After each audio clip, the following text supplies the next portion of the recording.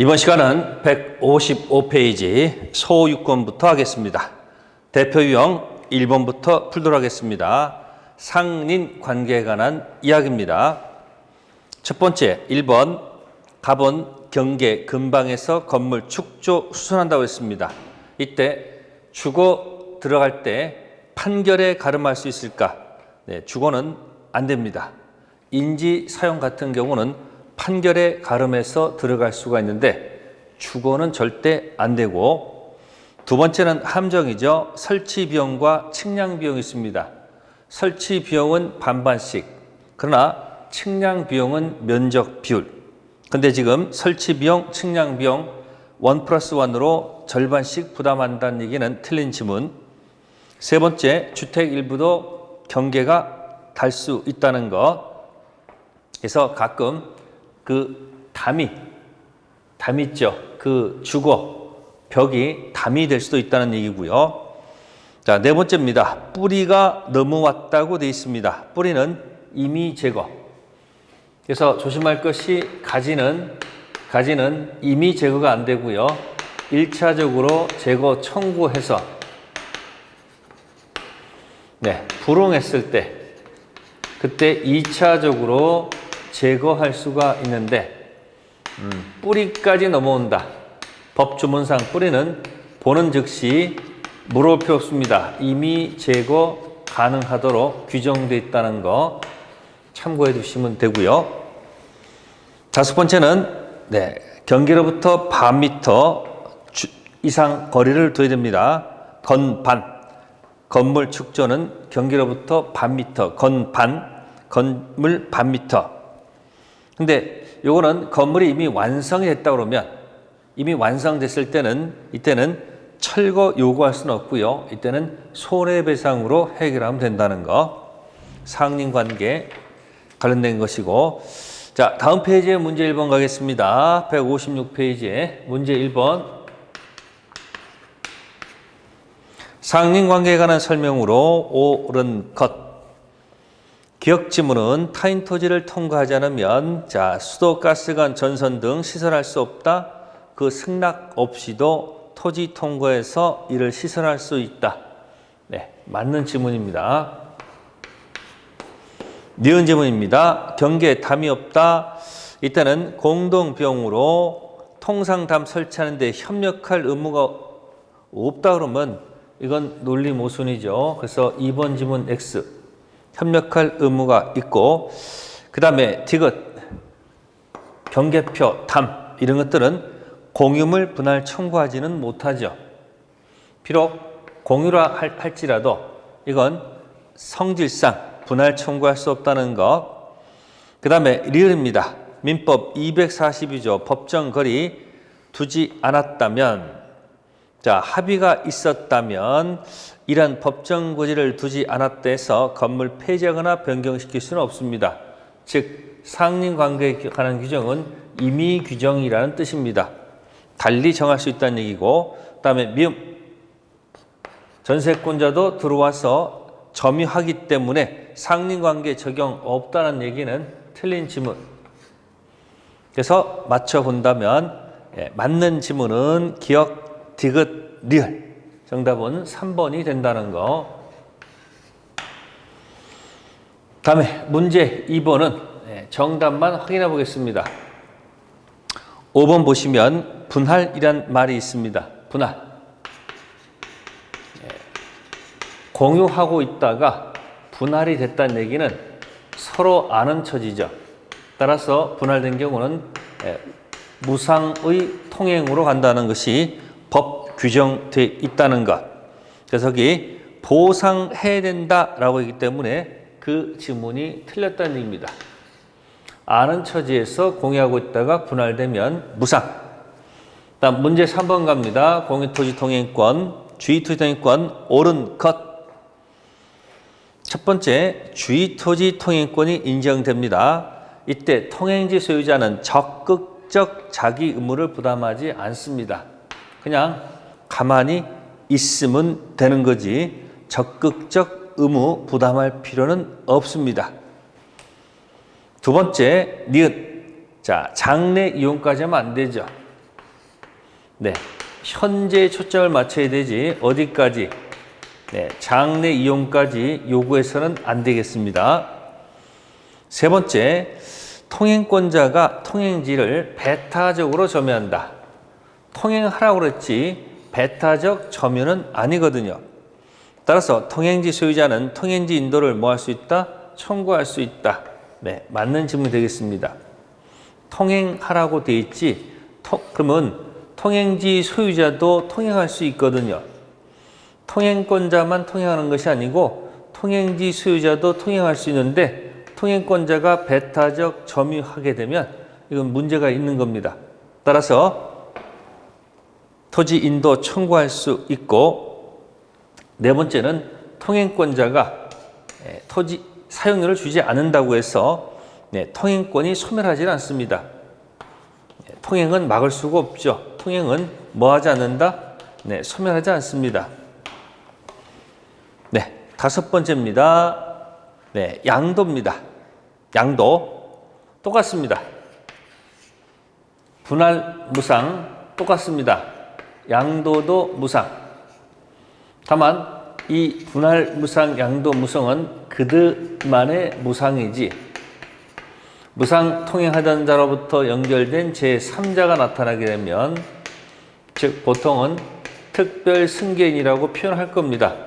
이 특별 승계인에게는 판례는 유상으로 바뀝니다. 당사자끼리는 무상이었지만 연결된 제3자 특별 승계인은 유상으로 바뀌기 때문에 5번 지문도 X. 자, 다음 페이지 문제 4번입니다. 같은 맥락일 거예요. 첫 번째, 토지 용도에 필요한 통로가 이미 있다. 그 통로를 사용하는 것보다 더 편리하다면 다른 장소로 통일 권리가 인정된다. 그렇지 않다. 두 번째 질문, 건축법. 도래법 유지시켜야 된다. 건축법. 자, 현재 맞추면 되는 거지 장래 또는 건축법 여기다 맞출 필요는 없다는 게 판례 태도고, 세 번째는 주의 토지 통행권자는 통행지 소유자가 설치한 담장과 같은 축조물이 통행에 방해가 된다면 철거 청구할 수 없다가 아니고 청구할 수가 있다는 거. 자, 네 번째 거, 확정 판결에 의하여 특정 구역에 대한 주의 토지 통행권이 인정된 후 주의 토지 통행 현황이나 구체적 이용상의 변동이 생겼다 한다면 통행로 변경을 청구할 수 없다. 논리모순. 청구할 수 있다. 네, 다섯 번째입니다. 다섯 번째는 얘기한 거죠. 네, 이거 얘기하는 겁니다. 분할됐을 때 그들 간에는 무상. 그러나 연결된 특별 승인한테는 유상으로 돌아간다는 것이 판례 태도를 그렇게 표현하고 있는 겁니다. 그래서 주의 토지 통행권은 두 가지 기억하세요. 현재 초점에 맞추지 장래 건축법 일치시키지 않는다는 거 이거 하나 하고, 분할됐을 때는 무상. 그러나 연결된 특별 승계인은 유상으로 간다는 것 두 가지 정도 기억하시면 주의 토지 통행권 마실 수 있다는 것. 다음 159페이지입니다. 소유권 취득, 점유 취득 시효, 대표 유형이 나왔네요. 옳은 것입니다. 첫 번째, 자기 소유 부동산도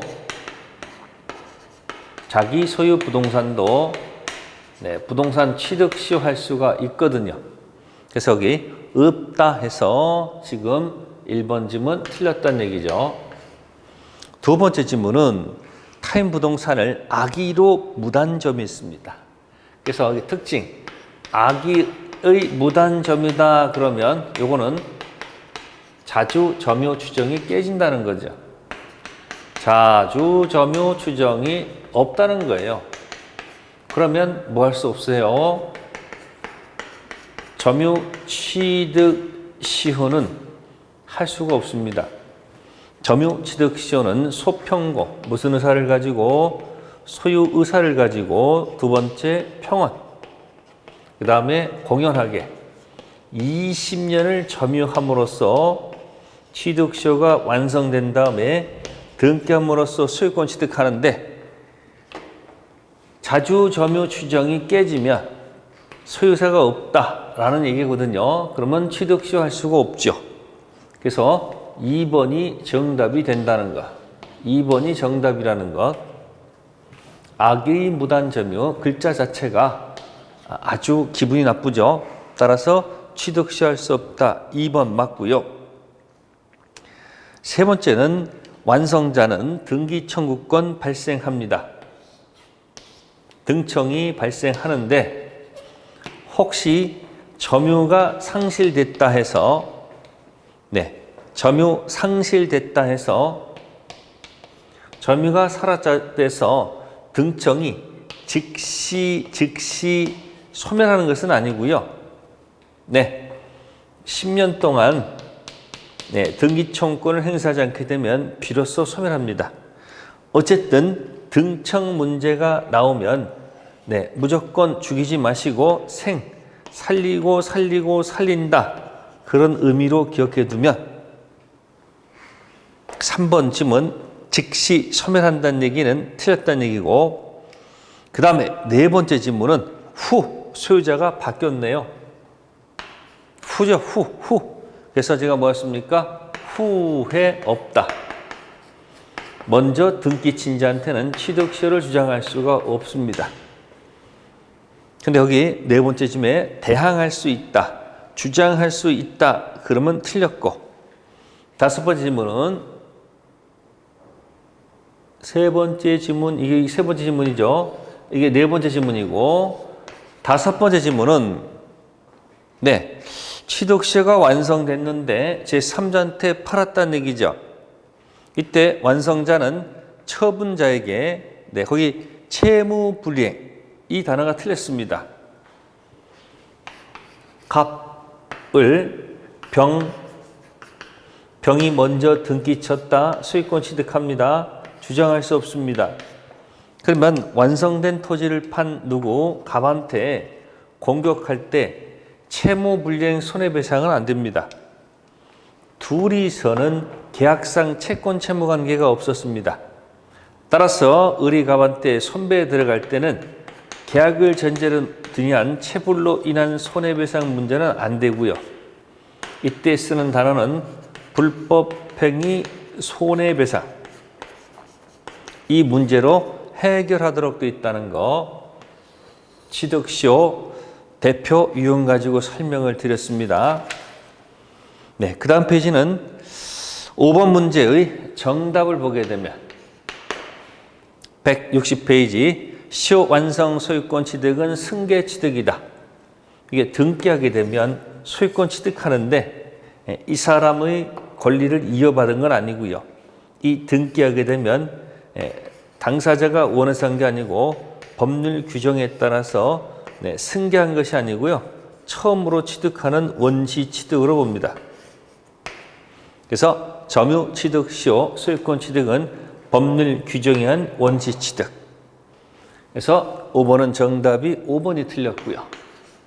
6번 가보겠습니다. 옳은 것. 20년간 소유사로 평온 공연하게 집합 건물을 구분 소유한 사람은 등기함으로써 대지 사용권을 뭐할 수 있다, 취득할 수 있다. 바로 1번이 정답이네요. 20년간 소평공 집합 건물 구분 소유한 사람, 등기함으로써 소유권 취득하게 되면 대지 사용권 취득할 수 있죠. 그게 뭐냐면 전유 부분이거든요. 전유 부분이 주가 되고 대지 사용권이 종입니다. 따라서 무슨 관계 있으니까, 주정 관계 있으니까 이 주를 취득하게 되면 종도 자연스럽게 취득한다는 이야기고요. 6번에 2번 간접점유, 취득시효 가능하지요. 간접점유를 통한 취득시효도 가능하다는 것이 판례 태도고, 세 번째 자주 저면은 추정되거든요. 자주는 추정됩니다. 따라서 입증 면제받습니다. 다음에 네 번째, 소유자 변동이 없어도 임의 선택할 수 없다. 네, 등기부상 소유자 변동이 없다면 네, 순차로 계산해도 좋고요. 역산해서 20년 주장만 하면 됩니다. 따라서 변동이 없으면 기산점 임의 선택할 수 있다. 자, 미등기 부동산. 네, 갑에 아직 등기가 없어요. 그럼 20년 완성되면 자동 취득 절대 안 됩니다. 취득시효는 반드시 뭐 해야 된다? 등기해야 된다는 얘기죠. 미등기 부동산 완성된 것 가지고는 취득할 수가 없습니다. 반드시 완성된 후 가서 뭐 한다? 등기해야지 소유권 취득하도록 규정되어 있다는 것. 6번 문제. 자, 162페이지 갑니다. 점유 취득시효 7번은 4번과 5번 그 두 가지 이유를 설명드릴게요. 7번에 4번은 완성 후 등기부상 소유자가 제3자한테 명의 신탁을 했다 그런 얘기입니다. 이때 점유자는 그러한 제3자가 소유자로서의 권리 행사하는 것을 뭐 할 수 있다? 저지할 수 있다. 그런 이야기입니다. 그래서 갑이 있고 을이 있고 등기돼 있는 상태예요. 등기된 상태입니다. 을이 완성된 후 갑이 명의 신탁을 했다 그런 뜻입니다. 제3자한테. 그러면 이 명의 신탁이 만약에 유효라 하더라도 네, 당사자끼리는 등기가 이렇게 넘어가 있어도 이제 명의 신탁을 이해를 하셔야지 답이 풀립니다. 이때 갑이 소유자입니다. 또 명의 신탁이 설령 무효가 된다면 확실하게 갑이 무슨 자다? 소유자. 이때 을은 갑을 대위해서 소유자니까 대위해서 말소 들어가면 됩니다. 대위, 말소 청구할 수 있다. 그게 바로 포인트가 되는 겁니다. 따라서 제3자가 소유자로서 권리 행사하는 것을 뭐 할 수 있다? 저지할 수 있다. 그런데 다섯 번째는 부동산이 적법하게 명의신탁되어 있다가 완성된 후 명의신탁이 해지가 됐다고 되어 있습니다. 그러면 갑에 등기가 돼 있고 을이 있는데 사실은 이 병하고 명의신탁에 의해서 등기가 넘어간 상태라는 얘기죠.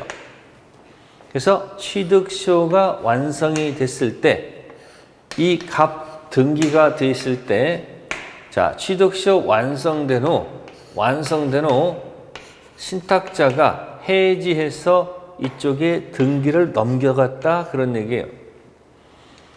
이럴 경우는 을은 이자한테 취득시효를 주장할 수가 없다. 이렇게 보시면 돼요.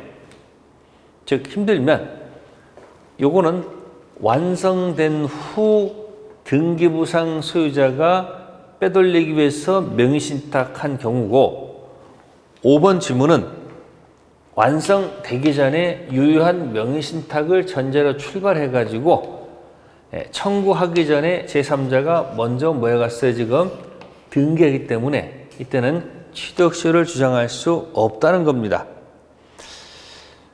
정 힘들면 거기 5번 같은 경우 후 그래서 후가 나오면 모를 때는 있다 없다 할 때는 그냥 없다로 가는 것이 맞힐 수 있는 확률이 된다는 거.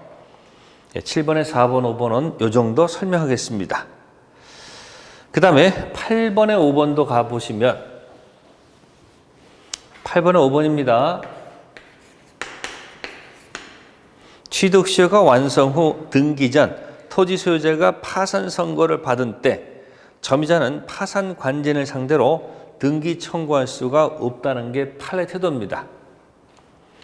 좋습니다. 그러면 혹시 점유 취득시효 문제를 푼다. 점유 취시 모를 때 어차피 모를 땐 찍는 겁니다. 모를 때 아리송할 때 그때는 후자가 나오면 없다 이렇게 하는 것이 하나의 포인트가 되겠네요. 그래서 모를 땐 뭐예요? 그냥 후회 없다 이렇게 해서 한번 견뎌보시면 될 겁니다. 자, 다음 이제 문제 9번입니다. 문제 9번 취득시효 문제죠. 사례 문제입니다. 을은 갑수의 토지를 20년간 소평공 점유했음을 이유로 갑에게 소유권 이전 등기를 청구할 수 있게 되었다. 아주 단순하죠. 갑이 등기돼 있고 을은 점유를 하였다. 그래서 20년이 완성됐다. 그런 얘기죠. 무슨 평공? 소평공. 1번 질문, 을이 취득시효 만료로 등청을 취득한 후 점유를 상실했다. 자, 그러면 을이 점유를 상실했다.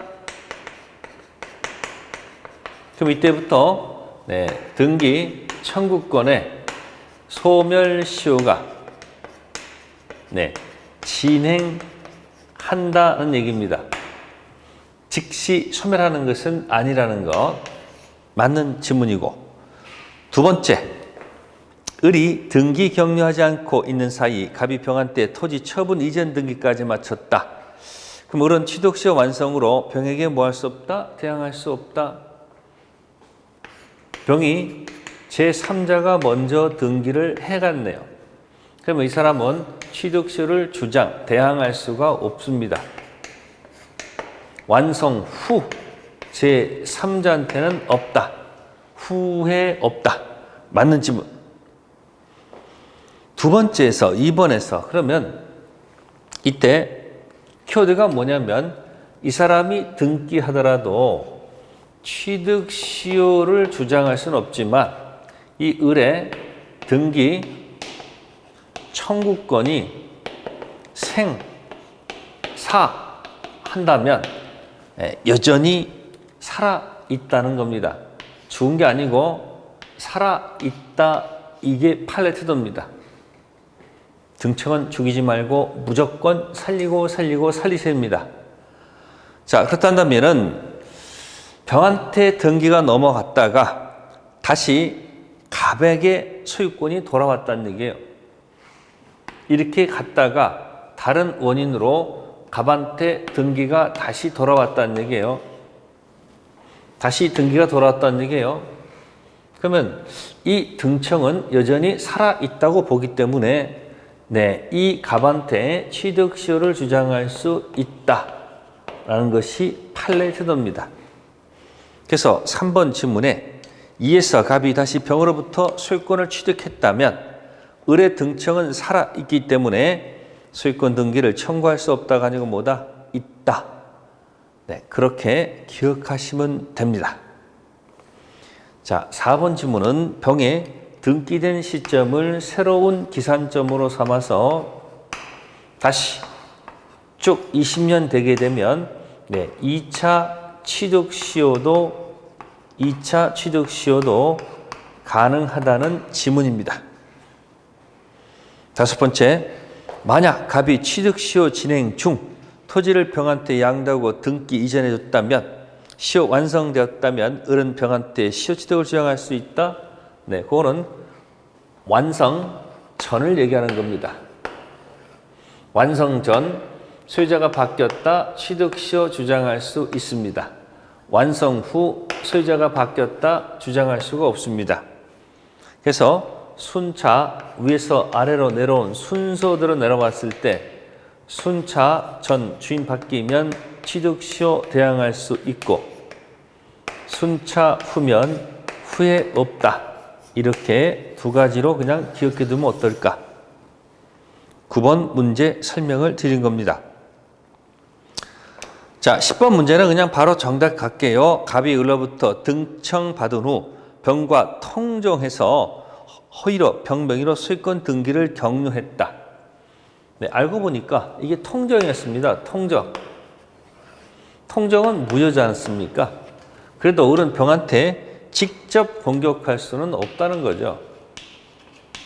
소유자는 누구니까? 갑이니까. 따라서 대위.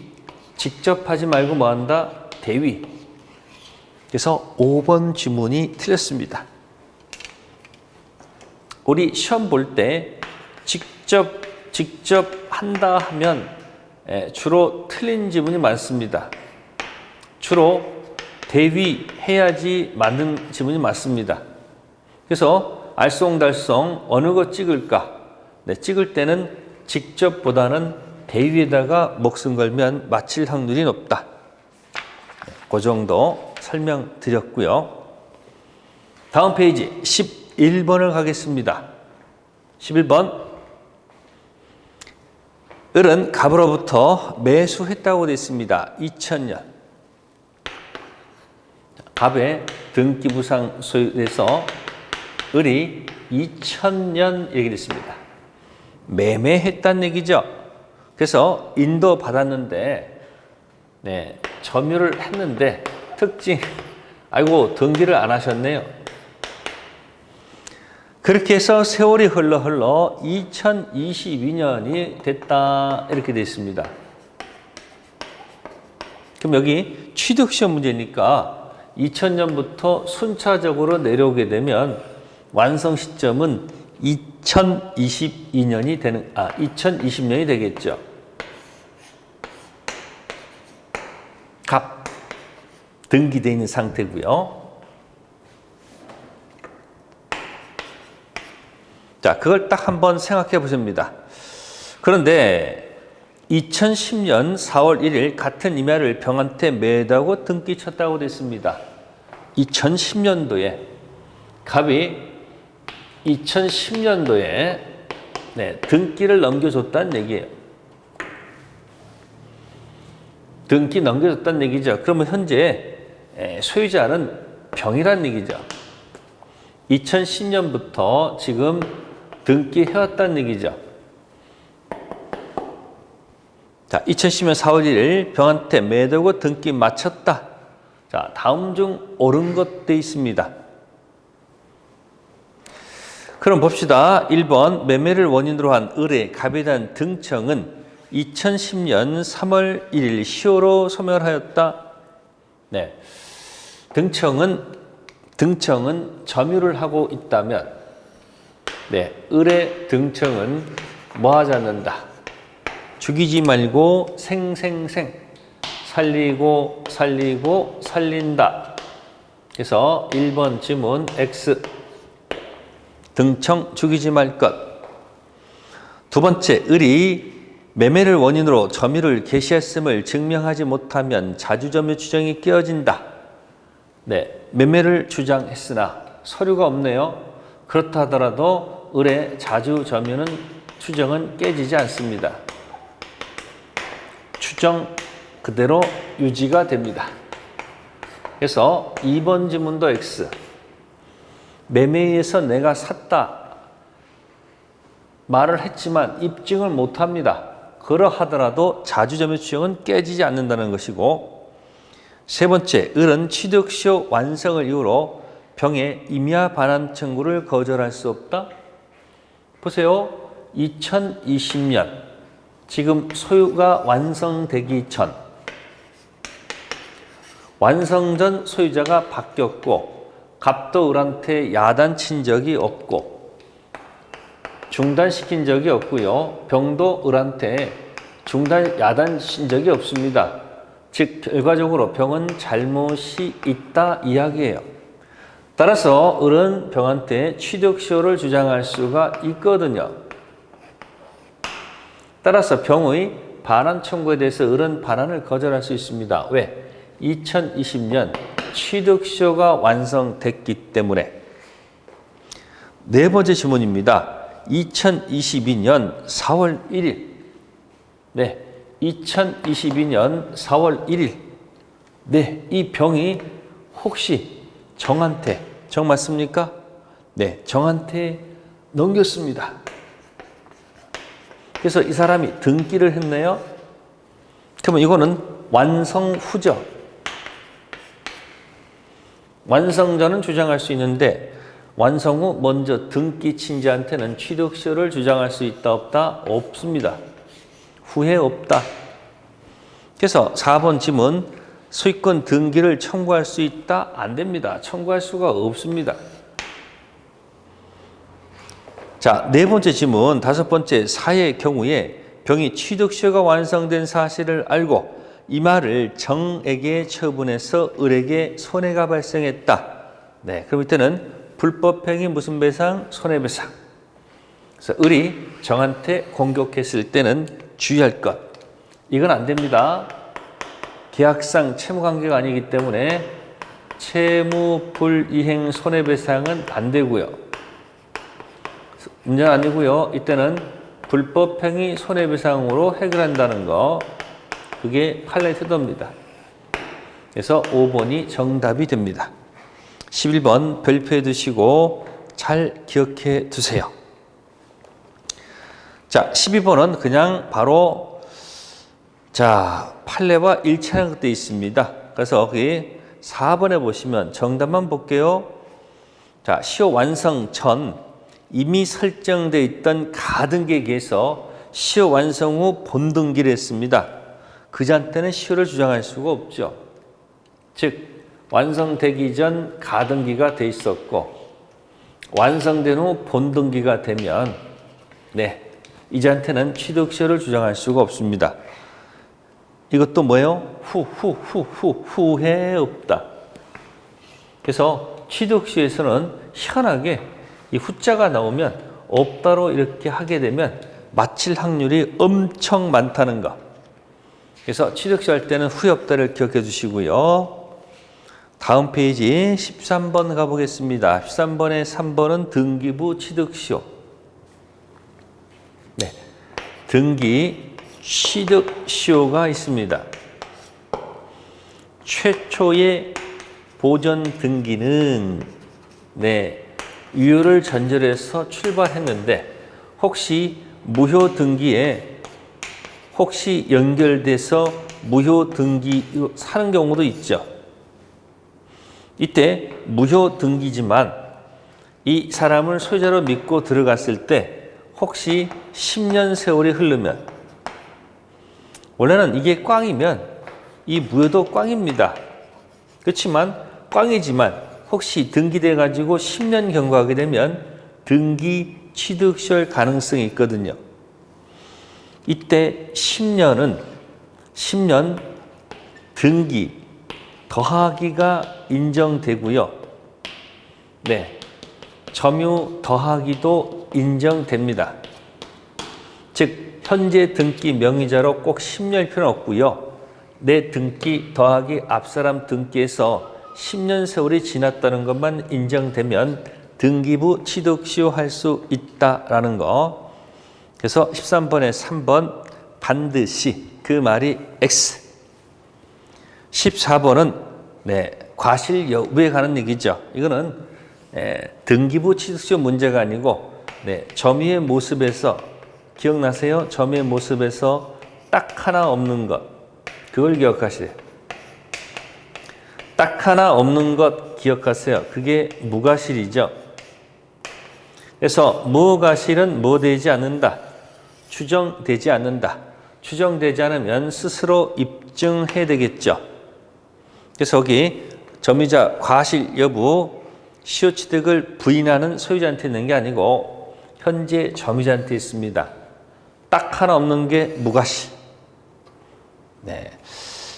자, 해서 거기까지가 취득시에 관한 얘기가 되겠습니다. 그 다음에 15번. 15번에서는 5번. 부합으로 인해 소유권 상실한 사람은 부당이득 반환 보상 청구할 수 없다. 소유권 상실하는 사람은 당연히 부당이득 청구해야 되죠. 부합은 갑의 물건하고 을 소유 물건이 이렇게 결합해가지고 하나의 새로운 형태의 물건이 만들어지는 겁니다. A 물건과 B 물건이 합쳐져서 새로운 형태의 새로운 형태의 물건이 만들어지는 겁니다. 원래 상태로 회복하기가 곤란한 경우도 있죠. 원상회복. 그럼 이때 혹시 갑이 소유권을 가지고 가게 되면 소유권 상실하지 않습니까? 그럼 소유권 상실한 사람은 자기 물건 날아가니까 을은 갑한테 당연히 뭐 하겠어요? 거기 부당이득으로 보상을 청구해야 되죠. 부당이득으로 보상을 뭐 한다? 네, 청구할 수 있어야 되죠. 그래서 5번 지문 X.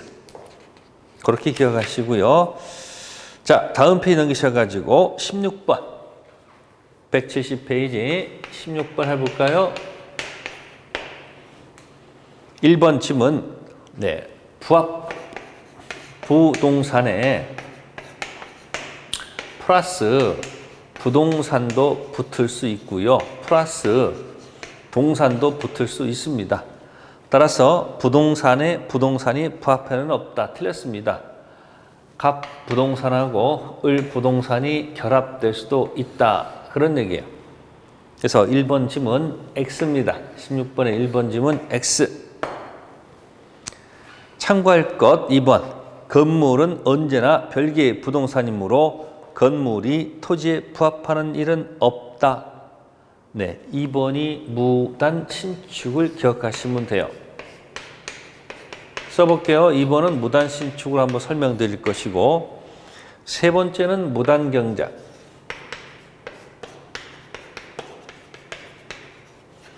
무단 경작. 자, 이 두 가지 보시게 되면 무단 신축했을 때는 요거는 부합하지 않습니다. 또 무단 경작도 판례 태도입니다. 부합하지 않습니다. 두 가지 참고해 봅니다. 어쨌든 1번이고요. 자, 17번의 1번은 부합물입니다. 기존 건물에 부합된 경우라고 되어 있습니다. 그럼 부합물은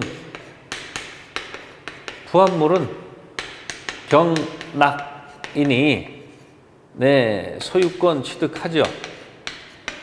이유는 저당권 효력은 부합물에도 효력이 미치니까 경락인은 당연히 부합물도 소유권 취득한다. 이렇게 해야지 논리가 맞겠죠. 그래서 1번 지문 X. 자, 그 다음에 이제 18번의 3번하고 17번의 2번 두 가지를 설명드릴게요. 17번의 2번, 그 다음에 18번의 3번. 17번의 2번은 독립성이 있다라고 돼 있고, 그 다음에 18번의 2번은 독립성이 없다. 이렇게 돼 있습니다. 이걸 순서대로 해볼까요? 기존 건물이 있었다. 주인의 허락을 받아서 중축을 했다는 거죠. 그러면 갑 건물에 허락받아서 중축했을 때 이 중축 부분이 구조상, 이용상, 독립성. 9글자네요. 구조상, 이용상, 무슨 성? 네, 독립성을 가지고 한다면 독립성이 있다, 없다. 이 말은 구분 소유를 얘기하는 겁니다. 독립성이 있다는 것은 구분 소유가 된다는 얘기고 여기는 구분 소유가 안 된다는 얘기죠.